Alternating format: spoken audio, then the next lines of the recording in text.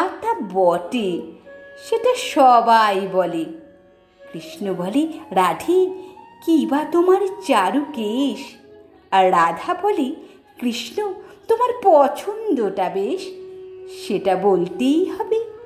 কৃষ্ণ বলে, রাধে, তোমার দেহ যেন স্বর্ণলতা।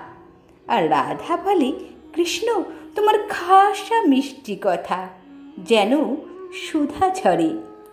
কৃষ্ণ বলে, এমন বর্ণ দেখিনি তো কভু। আর রাধা বলে, হ্যাঁ, আজ সাবান মাখিনি তো তবু, না হলে আরও সাদা। কৃষ্ণ বলে, তোমার কাছে রতি কোথায় লাগে?